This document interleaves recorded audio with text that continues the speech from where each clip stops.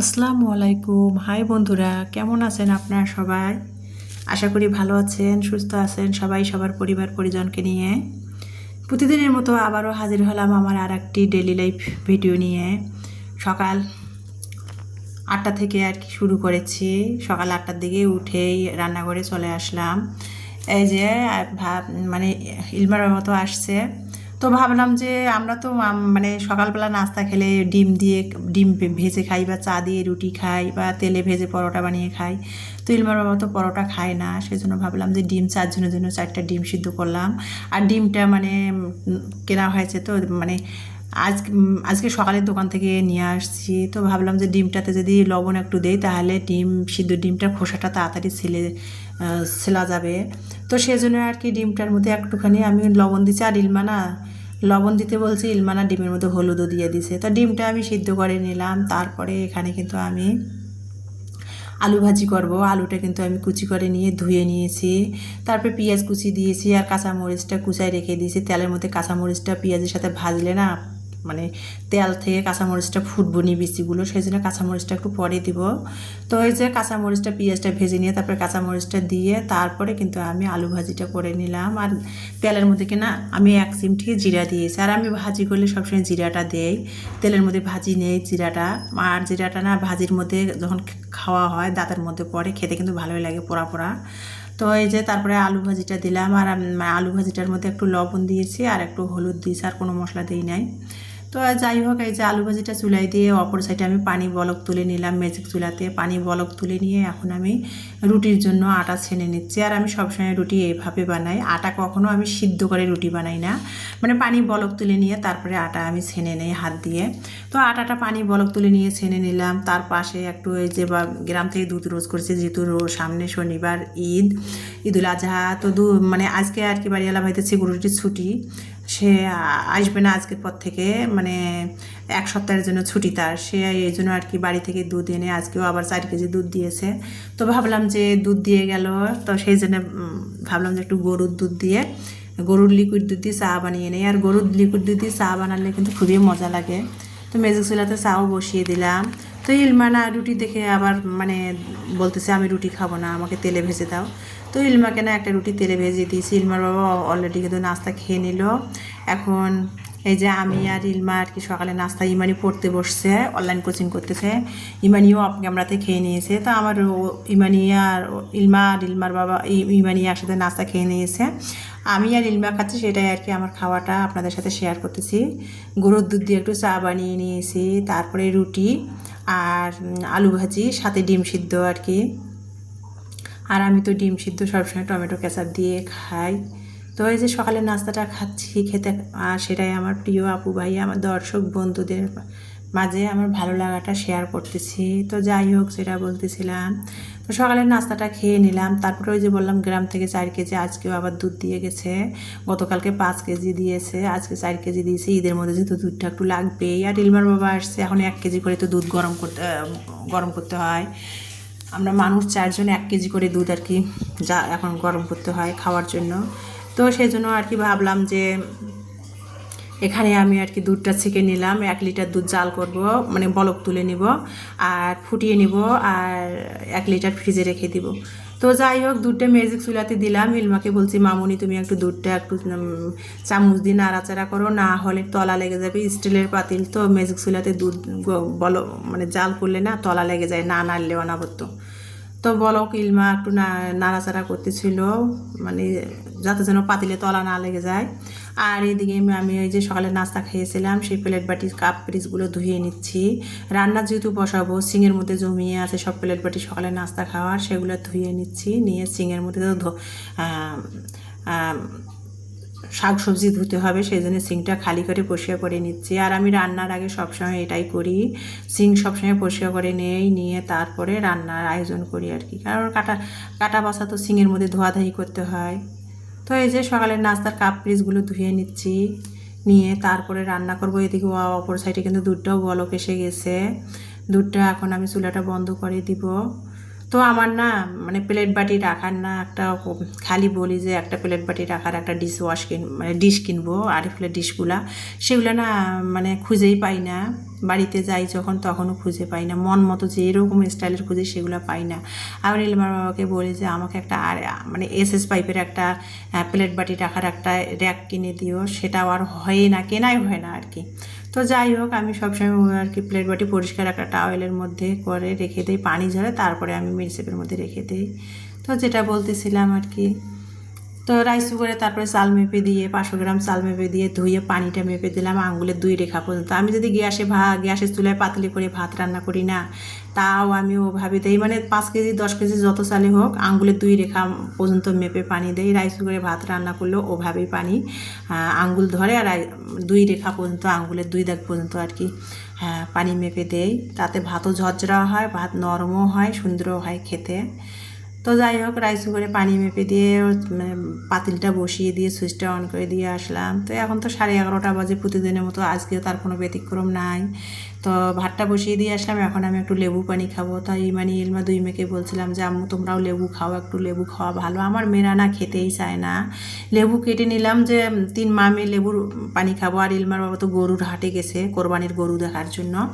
তো বলতেছিলাম, তো আমার মেয়ের মানে লেবুর শরবত বানালো, ও নিজে খেলো না, ইমানি খেলো না, ওর বাবার জন্য না বানিয়ে না ফ্রিজে রেখে দিল, যে বলছে যে আব্বু দুপুরে আসবে, কখন আসে ঠিক নেই, গরুর হাটে গেছে গরু কেনার জন্য, আব্বু খাবে।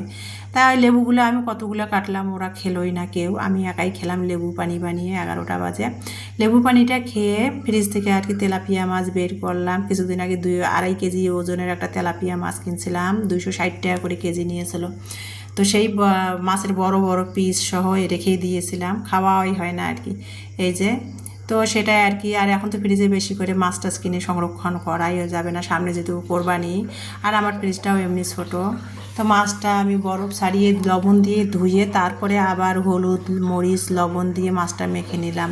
আর পটল দিয়ে মাছ রান্না করব। ফ্রিজে সবজি নাই যদিও, পটল ছিল, পটল দিয়ে ভাবলাম মাছ রান্না করব, পটল আলু দিয়ে। আর ফ্রিজে গতকালকের একটু মাসকালের ডাল ছিল, সেটা দিয়ে আজকে দুপুরের খাবার। তো যাই হোক, যেটা বলতেছিলাম, পটল দিয়ে মাছ রান্না করার জন্য কিন্তু আমি আগে পটলটা কিন্তু খালি ফ্রাই প্যানে কিন্তু আমি টেলিয়ে নিলাম, দেখতে পাচ্ছেন। আর ফ্রাই প্যানটা আর কি একটু তেলতেলা হয়ে ছিল, তো সকালে আলু ভাজি করছি তো, আর এই জন্য আর পোড়া ধরে নাই, পটলগুলো আমি একটু টেলাই নিলাম। সেটা তো আপনারা দেখতে পেয়েছেন, পটলের যে কাঁচা পানিটা আছে না, সেটা টেলাই নিলে একটু কড়াইয়ের মধ্যে, তাহলে কাঁচা পানিটা একটু টেনে নেয়, সেই পটল দিয়ে মাছ রান্না করলে আর কি ভালো লাগে খেতে। তো সেটা করে নিলাম, নিয়ে তারপরে এখন ওই ফ্রাই প্যানে তেল দিয়ে দিলাম। তেল দিয়ে তেলটা ভালো করে গরম করে নিয়ে আমি ওই যে লবণ হলুদ মরিচ মেখে রাখা তেলাপিয়া মাছটা ভেজে নিলাম। ইলমার বাবা যদিও ভাজা মাছ খায় না, আজকে ভাবলাম যে আজকে খাবে। আর বড় মাছ তো মানে কষাই রান্না করলে, আর ফ্রিজে 15 দিনের মতো হয়ে গেছে মাছটা আনা হয়ে গেছে, মানে মাছটা কষিয়ে রান্না করলে ভালো লাগবে না। তো ইমানি বলছে আম্মু আমাদের কথা ভেবে তুমি মাছ ভাজতেছো, আব্বু তো খাবে না। তাই ইমানিকে আবার আমি বললাম যে তোমার আব্বু খাবে না, আজকে আমি তোমার আব্বুকে বুঝাবো নি যে ফ্রিজে 15 দিন হয়েছে মাছটা কেনা হয়েছে, একটু ভেজে রান্না করলাম, না হলে আর কি মাছটা স্বাদ লাগবে না, বুঝাবো নি। তো মাছটা ভেজে রান্না করলাম। ইলমার বাবা কি বলবে জানি না। তো ইলমার বাবা খাওয়ার পর কিন্তু কিছুই বলে নাই, বলছে ভালো হয়েছে, বরিশালে ম্যাচের মধ্যে রান্না করে খায়। বলছে যে বরিশালের মানুষ রান্না করতে জানে না, কি রাধে, গরুর মাংসর একটা গন্ধ নাই, স্বাদ নাই, কিচ্ছু নেই। গরুর মাংস রান্না করলে যে আলাদা একটা স্বাদ থাকে, সেটা থাকে না নাকি, মানে কোনো কিছুরে ঘেরান নাই, স্বাদ নাই, কি রান্না করে কোনো কিছুরে স্বাদ নাই বলতেছিল। আমি দুপুরবেলা খেতে যখন দিয়েছি তখন ইলমার বাবা সেগুলো বলতেছিল। তা আমি সেটা বললাম যে আমি তো তেল মশলা খুবই কম পাই, আমার রান্না কেমন হয়। ইলমার বাবা বলে যে তোমার তো রান্না সবসময় ন্যাচারাল, খুবই ভালো, বাড়ির মতো কি আর হোটেলে বা মেসের রান্না হয়, এগুলো বলতেছিল। আর আমি তো খাবারটা খেয়ে তারপরে ভিডিও ভয়েস ওভার করতেছি।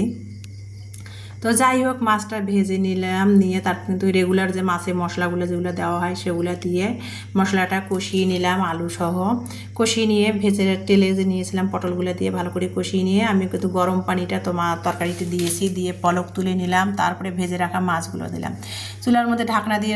মাছের তরকারিটা পটল আলু দিয়ে মাছের তরকারিটা হচ্ছে, আর অপর সাইডে কিন্তু আমি অন্যান্য কাজগুলো রান্নাঘরে করে নিচ্ছি।